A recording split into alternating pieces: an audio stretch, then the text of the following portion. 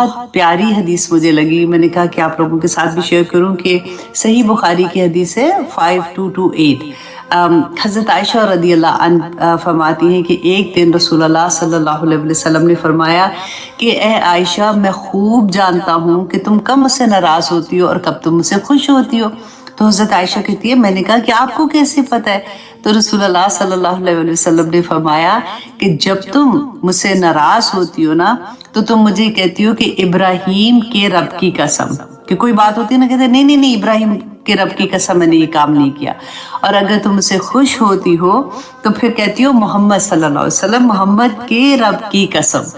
تو حضرت عائشہ کہتی ہے کہ میں مسکرانے لگی اور میں نے کہا کہ ہاں آپ نے بالکل ٹھیک کہا، اللہ کی قسم یا رسول اللہ میں غصے میں صرف آپ کا نام ہی نہیں لیتی ہوں۔ تو مجھے یہ لگا دیکھیے آج کل جو ہماری ایج گروپ میں ہے انہوں نے ضرور یہ دیکھا ہوگا کہ ایک زمانہ تھا کہ جو بڑے ہوتے تھے نا جب شادی کے بعد تو بیوی خامند کا نام نہیں لیتی تھی، تو وہ اکثر بات ہوتی تھی تو منع کے ابا نے یہ کہا تو بچے کسی ایک بچے کے نام سے نا ان کو اس طرح سے کہہ دیتے تھے کہ انہوں نے یہ کہا تو ان کی یہ بات ہے۔ پھر وہ بھی زمانہ ہم نے دیکھا ہوا ہے کہ ہسبینڈ اینڈ وائف جو ہے نا وہ اکٹھے نہیں بیٹھتے تھے، جیسے اگر ماں سامنے ہے یا تایا ہے چچا، مطلب گھر کے جو بڑے بزرگ ہوتے تھے ان کے سامنے میاں بیوی اکٹھے بھی نہیں بیٹھتے تھے، مطلب علیحدہ علیحدہ سے بیٹھے ہوتے تھے۔ پھر ایک زمانہ آیا تھا جو بعد کا زمانہ، پھر آپ سوچ لیں، مجھے ہنسی آ رہی تھی، میں یاد کر رہی تھی کیونکہ میں جب یہ حدیث لکھ رہی تھی کہ میرا خیال ہے I was in second year, تو ہماری کسی جاننے والوں کی شادی ہوئی، تو شادی کے بعد جب ہم ان کو ملنے کے لیے گئے تو وہ میاں بیوی جیسے آئے بات اور بات کر رہے تھے، تو انہوں نے ایک دوسرے کو جب وہ بلائے نا تو کہ ہنی یہ بات ایسے ہے، ہنی یہ بات ایسے ہے، وہ بےچارے تو ہنی ہنی کر رہے تھے، ہم شرمندہ خام خواہ بیٹھے بیٹھے، کیونکہ ابھی ہماری شادی نہیں ہوئی تھی تو لگتا تھا او مائی گاڈ یہ کیسے بلا رہے ہیں نا۔ اچھا اس کے بعد تو اتنا مزے کی بات کہ آفٹر میرا خیال ہے کہ 5-6 سال کے بعد وہ کہیں باہر چلے گئے تھے، جب وہ کپل واپس آیا تو کیونکہ جاننے والوں کے تھے تو ایک پارٹی میں ملے، تو وہاں پہ پھر اب ڈیفینیٹلی وہ مور ریلیکس ایک دوسرے کے ساتھ ہو چکے ہوئے تھے، تو کوئی بات ہو رہی تھی اس میں بحث ہو گئی، اور جب بحث ہوئی نا تو اتنے مزے سے کہ مجھے ان کا سینٹنس یاد آتا ہے، ہنی منہ بند کرو، مطلب غصے سے بول رہے ہیں لیکن کہہ وہ ہنی رہے تھے، اور وہ بھی غصے سے آگے سے جواب دے رہی ہے کہ آپ چپ کریں ہنی، آپ کو نہیں پتا یہ بات کیسے ہوتی ہے، مطلب وہ لگتا ہے کہ اچھا اب شادی ہو گئی ہے نا تو اب ہمارا جو دل چاہے گا اس طرح سے ہم بلائیں گے، which is like cute maybe۔ یہ حدیث ذہن میں جب میں لکھ رہی تھی تو مجھے یہ ساری سینیریو یاد آ رہا تھا، وہ پکچر کی طرح وہ ٹائم سامنے آنا شروع ہو جاتا ہے کہ کیسے ٹائم بدلتا ہے اور وہ دن کیسا ہوگا۔ پھر اللہ سبحانہ تعالیٰ فرماتے ہیں کہ اے لوگو ذالک یوم مجموع، کہ وہ دن جمع ہونے والا دن ہے جس میں سارے جو اچھے نیک ہیں برے ہیں وہ سب جمع ہوں گے، وذالک یوم مشہود، اور وہ دن گواہیاں دینے والا دن ہوگا۔ اس دن گواہیاں پیش کی جائیں گی کہ گواہی کون دے گا، ہماری زبانیں بند کر دی جائیں گی، ہمارے ہاتھ، ہمارے پاؤں، ہماری اللہ اکبر ہماری جلدیں ہماری گواہیاں دیں گی۔ اللہ سبحانہ تعالیٰ ہم سب پہ رحم کرے، اور جو کچھ بھی ہم نے زندگی میں کیا ہے جب ہمیں نہیں پتا تھا، اللہ سبحانہ تعالیٰ ہمیں توفیق عطا کرے کہ ہم توبہ کرنے والے بن جائیں۔ رسول اللہ صلی اللہ علیہ وسلم سے بھی نا مشرکین مکہ کیا کہتے تھے کہ اگر تم جس سے ڈراتے ہو تو لے آؤ، کوئی قیامت کدھر پڑی ہوئی ہے، کوئی آتی بھی نہیں ہے قیامت، ہمیں تم ڈراتے ہو۔ تو اللہ سبحانہ تعالیٰ اس کا جواب دیتے ہیں کہ اللہ سبحانہ تعالیٰ اس لیے قیامت نہیں آ رہی ہے کیونکہ اللہ سبحانہ تعالیٰ نے یہ لکھا ہوا ہے۔ قیامت ہم نے وہ پڑھا تھا نا کہ جب دنیا بننے سے پہلے اللہ سبحانہ تعالیٰ نے قلم کو کہا کہ لکھ، اس نے کہا میں کیا لکھوں، ان کا سب کی تقدیر، ہر چیز کا وقت اندازے کے مطابق لکھا ہوا ہے۔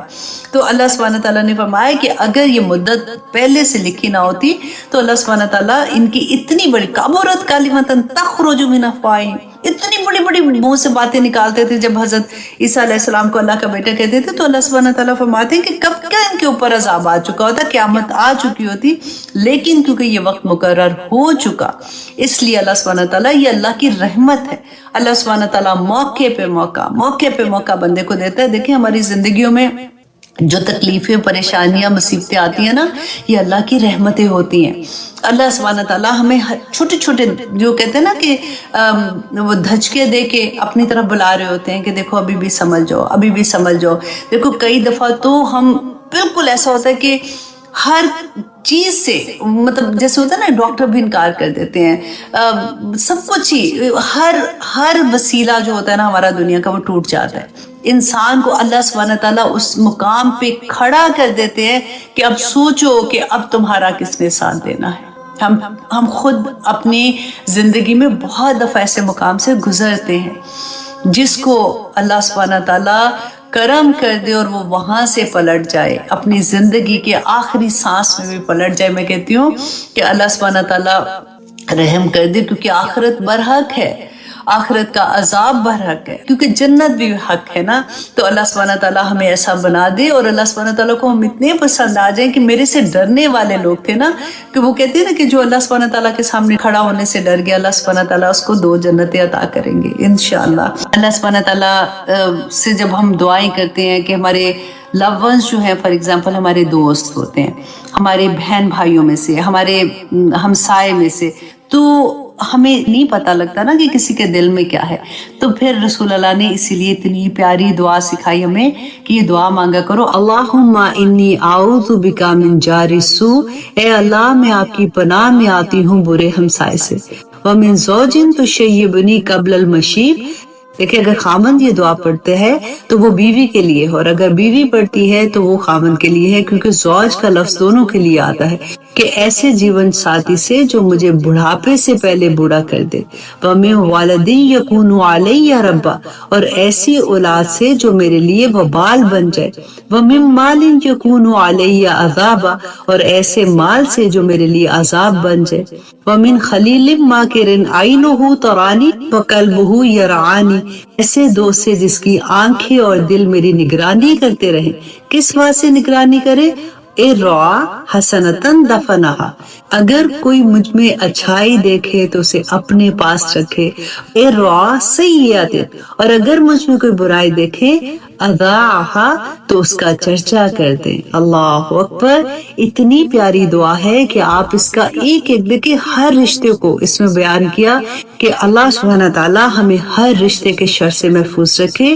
اس کو یاد کر لیں. اگر آپ کو عربی میں یاد نہیں رہتی تو کوئی بات نہیں, آپ اس کو اردو میں یاد کر لیں, کیونکہ نبی صلی اللہ علیہ وسلم کے کلمات اتنے جامع کلمات ہیں کہ ہم اپنی زبان میں اپنی عقل سے اگر مانگنے شروع کریں گے تو ہمارے پاس اتنی لمبی سٹوری بن جاتی ہے. لیکن آپ دیکھیے کہ اس میں کتنی خوبصورتی سے رسول اللہ صلی اللہ علیہ وسلم نے ہر رشتے کے بارے میں کہ اس کے اللہ سبحانہ تعالیٰ اس کے فتنے سے ہمیں محفوظ رکھے. بہت پیاری دعا ہے.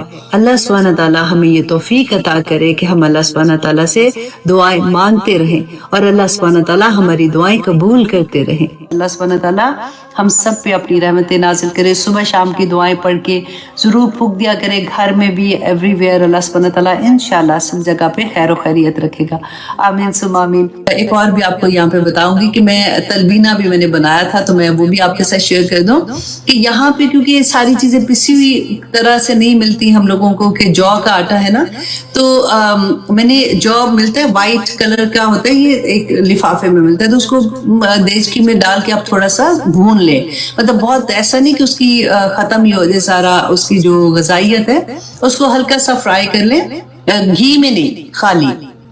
اس کے بعد آپ اس کو گرائنڈر میں ڈال کے اس کو گرائنڈ کر لیں. ساتھ آپ اس کے بادام ڈال لیں, پورے بادام جیسے ہوتے ہیں ویسے آپ بادام ڈال, پورے مینس کے گری جو اس کی ہوتی ہے, اور ساتھ آپ تیل جو ہوتے ہیں نا, بے شک وائٹ تیل لے لیں یا براؤن تیل لے لیں, لوڈڈ وتھ کیلشیم. ہمارے اکثر ہی کیلشیم کی کمی ہوتی ہے نا, تو آپ وہ بھی اس کے اندر ڈال دیں. اس کے علاوہ مکھانے جو ہوتے ہیں, مکھانے کو تھوڑا سا ہلکا سا فرائی سا کر کے جیسے, تو وہ تاکہ وہ پیس آسانی سے جاتے ہیں, تو اس میں بھی بہت زیادہ کیلشیم ہوتی ہے. تو وہ آپ ایک ڈبے میں بنا کے نا بڑے سے جار میں آپ رکھ دیں تو اتنی آسانی ہوگی کہ ایوری مارننگ آپ 2 یا 3 چمچ لیں تھوڑے سے پانی میں، جیسے تھوڑا ابلے پانی تو اس کے اندر پھر آپ دودھ ڈالیں اور پھر آپ اس کے وقت آپ کھجور اس کے اندر 2 ڈال دیں، وہ میٹھے کے لیے، اور اگر کسی کو شوگر ہے یا کچھ ہے تو پھر آپ جو بھی آپ ڈالتے ہیں اس طرح کی چیز ڈال لیں، نہیں ہے شوگر تو پھر آپ تھوڑا سا اس میں شہد بھی ایڈ کر کے تو بہت مزے کا بن جاتا ہے۔ تو البینہ بھی سیکھ لیا بنانا۔ کیا ہوگا کہ کبھی کبھی تو ہمارے ایمان کا لیول اتنا ہائی ہوتا ہے کہ ہم نیکیوں میں بھاگ رہے ہوتے ہیں، ہمیں نماز، تسبیحات، لوگوں کی خدمت کرنا اور سب کاموں میں ایسے لگتا ہے کہ بس زندگی میں یہی کچھ ہے، اور کبھی کبھی ایک دم سے یوں لگتا ہے کہ نفل نماز پڑھنا بھی مشکل ہو جاتا ہے۔ تو ایسے ٹائم پہ جب ہمیں بہت گلٹ ہوتا ہے کہ یہ کیا ہمارے ساتھ ہو رہا ہے، آئیے دیکھتے ہیں کہ کیا صحابہ بھی ایسی فیلنگ سے گزرتے تھے۔ حضرت حنظلہ رضی اللہ عنہ بیان کرتے ہیں کہ ایک مرتبہ ہم رسول اللہ صلی اللہ علیہ وآلہ وسلم کے ساتھ تھے، تو نبی صلی اللہ علیہ وآلہ وسلم جنت و دوزخ کے بارے میں بیان کر رہے تھے، اور ایسے لگ رہا تھا کہ ہم جیسے جنت و دوزخ کو اپنی آنکھوں کے سامنے دیکھ رہے ہیں، اور ہم دوزخ سے پناہ مانگ رہے تھے۔ اس کے بعد ہم جب اپنے گھر واپس لوٹے تو ہم اپنے اہل و عیال میں مصروف ہو گئے اور ہنسنا بولنا شروع ہو گئے۔ حضرت حنظلہ کہتے ہیں کہ اچانک مجھے وہ فیلنگ یاد آئی کہ جب میں حضور صلی اللہ علیہ وآلہ وسلم کے ساتھ بیٹھا ہوا تھا تو اس وقت میرے دل کی کیا حالت تھی۔ تو کہتے ہیں میں اچانک فوراً میں گھر سے نکلا اور مجھے راستے میں حضرت ابوبکر صدیق ملے۔ تو حضرت ابوبکر صدیق نے پوچھا کہ حنظلہ کہاں جا رہے ہو؟ تو کہتے ہیں میں نے کہا کہ حنظلہ منافق ہو گیا۔ حضرت ابوبکر صدیق نے کہا کہ وہ کیسے؟ تو حضرت حنظلہ کہتے ہیں کہ میں نے کہا کہ جب ہم نبی صلی اللہ علیہ وسلم کی محفل میں ہوتے ہیں تو ہمارے دل کی وہ کیفیت ہوتی ہے کہ بس دل چاہتا ہے کہ کسی طرح سے ہم یہ نیکی کا کام کر لیں، ہم نیکی کے اس کام میں بھاگیں، ہم اللہ سبحانہ تعالیٰ کو کیسے راضی کر لیں، دوزخ سے پناہ مانگتے ہیں۔ لیکن جب ہم اپنے گھروں میں واپس آتے ہیں تو ہماری وہ کیفیت نہیں ہوتی ہے۔ تو حضرت ابوبکر صدیق نے کہا کہ میرا بھی یہی حال ہوتا ہے۔ پھر وہ دونوں نبی صلی اللہ علیہ وآلہ وسلم کے پاس گئے اور ان سے اپنے دل کا حال بیان کیا۔ نبی صلی اللہ علیہ وآلہ وسلم نے فرمایا کہ حنظلہ، اگر تمہاری وہ کیفیت جس وقت تم میرے ساتھ بیٹھے ہوتے ہو وہی کیفیت تمہاری گھر میں بھی رہے اور سارا وقت تم اس کیفیت میں رہو تو بستروں اور راستوں میں فرشتے تمہارے ساتھ مصافحہ کریں۔ اللہ اکبر۔ ایک اور حدیث سے یہ پتہ چلتا ہے کہ نبی صلی اللہ علیہ وآلہ وسلم نے فرمایا کہ ایمان کی حالت ہر وقت ایک جیسی نہیں ہوتی ہے، اور اس وقت انہوں نے جو اگزامپل دی تھی وہ چاند کی اگزامپل دی تھی کہ جیسے چاند گھٹتا اور بڑھتا رہتا ہے اسی طرح سے ایمان کا لیول بھی گھٹتا اور بڑھتا رہتا ہے۔ اب ہمیں پریشان ہونے کی ضرورت نہیں ہے۔ جس وقت ہمیں یہ لگتا ہے کہ ہم تھوڑا سا ڈاؤن فیل کر رہے ہیں یا ہمارا ایمان کا وہ لیول نہیں ہے تو ہمیں اپنے آپ کو پل بیک کرنا ہوگا، اور یہی جہاد ہے۔ اللہ سبحانہ تعالیٰ ہمیں توفیق عطا کرے کہ ہم نبی صلی اللہ علیہ وآلہ وسلم کے پیغام کو سمجھنے والے اور عمل کرنے والے بن جائے۔ آمین سماتی ہوں کہ اللہ سبحانہ تعالیٰ ہماری زندگیاں بھی ایسا کر دے کہ دور سے دیکھنے والے یہ کہیں کہ یہ کوئی اللہ والا بندہ جا رہا ہے۔ کیونکہ اکثر یہ بات بھی ہوتی ہے کہ لوگ یہ بات کرتے ہیں نا کہ ہم کسی پہ کوئی بات نہیں کہہ سکتے، یہ تو ان کا اور اللہ کا معاملہ ہے۔ لیکن میں ہمیشہ یہ کہتی ہوں کہ اللہ ہی نے ہمیں یہ بتایا، ہمیں قرآن نے ہی یہ سکھایا کہ ہم تو ظاہر پہ گمان کریں گے نا۔ اگر کسی کا ظاہر ایسا ہے کہ جو اللہ سبحانہ تعالیٰ کے احکامات کے بالکل اگینسٹ جا رہا ہے تو ہم اس کو تو نہیں کہہ سکتے نا کہ وہ اللہ کے احکامات والا بندہ ہے، کیونکہ جو حدیں ہیں قرآن پاک میں بھی لگی وہ بھی ظاہر پہ ہیں۔ ایسا نہیں دیکھیں چوری پہ ہاتھ کاٹنے کی سزا ہے تو ایسا تو نہیں کہ پہلے دیکھیں کہ اس چور کے دل میں کیا تھا، کیونکہ وہ تو اللہ کا معاملہ ہے اس کے ساتھ۔ تو دیکھیں نا، اگر اس کے دل میں یہ تھا کہ اس کے پتہ نہیں کیا مجبوری ہوگی اس نے کیا، نہیں، ظاہر پہ حدیں ہیں تو ظاہر پہ ہی گمان ہے۔ تو ایسا ہو نہیں سکتا کہ ایمان ہمارے دل میں ہو اور ہمارے جوارے پہ نظر نہ آئے، ہمارے اندر، ہمارے دیکھنے والوں کو یہ نہ پتہ چلے کہ اس بندے میں ایمان ہے یا نہیں ہے۔ تو ایسا کہنے والے بھی، میں کہتی ہوں، ہم اپنے آپ کو دھوکہ دے رہے ہوتے ہیں بیسیکلی۔ جو لوگ یہ کہتے ہیں نا کہ نہیں اس کا معاملہ اللہ کا اور بندے کا معاملہ، آف کورس اللہ اور اس کے بندے کا معاملہ ہے، دل کا معاملہ ہے، لیکن آپ یہ اپنے آپ کو دھوکہ مت دیجیے گا۔ نہ میں دوں، نہ اللہ سبحانہ تعالیٰ رحم کرے کوئی اور اپنے آپ کو دھوکہ دے کہ ہم اللہ کی نافرمانیاں کھلے عام کرتے رہیں اور ہم کہیں کہ ہم تو دل سے بڑے نیک ہیں، اللہ سبحانہ تعالیٰ جانتا ہے۔ تو ایسا کوئی بھی معاملہ نہیں ہے، کیونکہ آنیسٹلی میں نے پہلے بھی آپ سے یہ بات کہی تھی نا، کیونکہ میں ویکیشن پہ ہوں تو میرا دل چاہتا ہے کہ لائٹ تفسیر رکھوں، میں ایسی بات کروں، میں اللہ سبحانہ تعالیٰ کے رحم پہ، اللہ سبحانہ تعالیٰ کی محبت پہ، اللہ سبحانہ تعالیٰ کی بخشش پہ بات کروں۔ لیکن ایسا لگتا ہے کہ اوپر نیچے ایسی آیات آ رہی ہیں کہ میری جیسے ہوتا ہے نا کہ آنیسٹلی آنسو روک کے آیات بیان کر رہی ہوتی ہوں کہ اللہ سبحانہ تعالیٰ نے اتنا بینہ بیان کر دیا، قرآن اتنا کھلا ہے کہ کیا ہوگا. اور یہ تو حد ہی مطلب ہے ہمارے لیے کہ اللہ سبحانہ تعالیٰ نے آخرت کی بات بھی بتا دی کہ دیکھو ادھر یہ ہو رہا ہے. مطلب ہمیں بالکل ایسے جیسے ہم ایک پکچر دیکھ رہے ہیں کہ قیامت کے دن اللہ سبحانہ تعالیٰ بتا رہے ہیں کہ یہ معاملہ ہو رہا ہے وہاں پہ لوگوں کے ساتھ. تو دیکھو تم ابھی تو دیکھیں عمل کا دروازہ کھلا ہوا ہے نا. سب سے بڑی بات ہے توبہ کا دروازہ کھلا ہے. اللہ سے دعا کریں کہ اللہ سبحانہ تعالیٰ ہمیں توبہ کی توفیق بھی عطا کر دے، کیونکہ توفیق بھی اسی کی طرف سے آتی ہے نا، اور توبہ کر کے ہم پہ جم جائیں. ریسنٹلی میں نے قرآن کلاسز کا آغاز کیا ان لوگوں کے لیے جنہوں نے بچپن سے ہی قرآن پاک کے کسی بھی ریزن سے قرآن نہیں پڑھا ہوا. اور آئی ریئلائز ون تھنگ کہ ان لوگوں کو نماز پڑھنی نہیں آتی ہے، مینس کہ نماز میں کیا پڑھنا ہے ان کو نہیں آتا. تو میں آپ لوگوں کے ساتھ ایک حدیث شیئر کرنا چاہ رہی ہوں صدقہ جاریہ کے لیے کہ آپ لوگوں کے بھی اراؤنڈ ایسے لوگ ہوں گے جن کو یہ نہیں پتا ہوگا کہ نماز میں کیا پڑھنا ہے. بہت خوبصورت حدیث ہے، میں آپ کے ساتھ شیئر کروں گی. نسائی کی حدیث ہے 925. عبداللہ بن ابی عوف رضی اللہ عنہ بیان کرتے ہیں کہ ایک مرتبہ نبی صلی اللہ علیہ وسلم کے پاس ایک شخص حاضر ہوتا ہے اور آ کے اس نے کہا کہ یا رسول اللہ کہ میں قرآن سے کچھ بھی یاد نہیں کر سکتا ہوں، لہٰذا آپ مجھے کچھ سکھا دیجئے جو میرے لیے کافی ہو جائے. تو نبی صلی اللہ علیہ وسلم نے فرمایا کہ کہو سبحان اللہ والحمد للہ ولا الہ الا اللہ واللہ اکبر ولا حول ولا قوت الا باللہ، جو ہم تیسرا کلمہ پڑھتے ہیں. اس شخص نے کہا کہ یا رسول اللہ یہ تو اللہ سبحانہ تعالیٰ کے لیے خاص ہے، میرے لیے اس میں کیا ہے؟ تو نبی صلی اللہ علیہ وسلم نے فرمایا کہ یہ پڑھو اللہم ارحمنی وعافنی واہدنی ورزقنی. بہت خوبصورت دعا ہے، آپ لوگ بھی یاد کر لیجیے اور بہت آسان ہے. اس شخص نے اپنے ہاتھوں سے اشارہ کیا اور اپنے ہاتھ بلند کیے. نبی صلی اللہ علیہ وسلم نے فرمایا کہ جہاں تک اس آدمی کا تعلق ہے اس نے اپنے ہاتھ خیر سے بھر لیے. بہت خوبصورت دعا ہے، چھوٹی چھوٹی سی دعائیں ہیں، آپ لوگ یاد کر لیجیے. اس حدیث کو صدقہ جاریہ سمجھ کے سب تک پہنچا دیجیے. اللہ سبحانہ تعالیٰ ہماری کوششیں قبول کرے. آمین ثم آمین. اللہم احسن عاقبتنا فی الامور کلیہا وَأَجِرْنَا مِنْ خِزْيِ الدُّنْيَا وَعَذَابِ الْآخِرَةِ. بہت پیاری دعا ہے، آپ لوگ بھی اس کو یاد کر لیجئے گا، بلکہ اتحیات میں مانگا کریں اور سجدے میں مانگا کریں.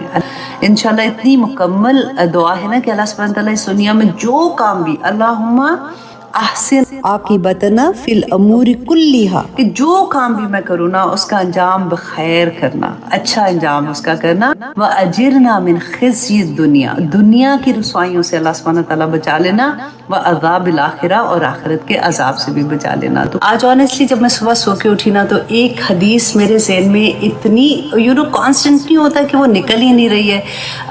پھر میں نے وہ بلکہ اپنی جتنی بھی ایڈمنس تھیں ان کو وہ حدیث جو ہے وہ شیئر کیا، میں نے وائس میسیج کیا ان کو کہ دیکھیں اللہ سبحانہ، میرا خیال ہے شاید میں خواب میں کچھ دیکھ رہی تھی ایسے، تو نبی صلی اللہ علیہ وسلم کی وہ بات مجھے اتنی پیاری لگی کہ خیرکم، یہ آپ لوگوں کے لیے بھی ہے کہ نبی صلی اللہ علیہ وسلم نے فرمایا کہ تم میں سے بہترین لوگ وہ ہیں من تعلم القرآن، جو قرآن کی تعلیم لیتے ہیں. الحمدللہ دیکھیں میں کبھی سوچتی ہوں کہ ہم کہاں اس قابل تھے، پتہ نہیں کس کی دعائیں ہم لوگوں کو لگی ہیں. اللہ کا احسان ہے کہ اللہ سبحانہ تعالیٰ نے ہم پہ اتنا رحم کر دیا ہے کہ النبی صلی اللہ علیہ وسلم نے فرمایا من تعلم القرآن وعلمہ، اور جو اس کو سکھاتے ہیں. سبحان اللہ. اور جو جتنے ٹیچرز میرے ساتھ ہیں، میں نے آج ان کو یہ میسج کیا تھا، دیکھیں الحمدللہ جب میں نے شروع کیا تھا تو مجھے پتہ بھی نہیں تھا کہ اتنے لوگ میرے ساتھ جڑ جائیں گے. 100+ ٹیچرز ہیں ان پاکستان اینڈ انڈیا میں جو word to word translation and تفسیر کی کلاسز جو ہیں وہ کروا رہے ہیں اور الحمدللہ اس کو دیکھ رہے ہیں. اللہ سبحانہ تعالیٰ ہمیں سب کو توفیق عطا کرے کہ جس مقصد کے لیے اللہ سبحانہ تعالیٰ نے ہمیں اس دنیا میں بھیجا ہے ہمیں اس کو پورا کر سکے.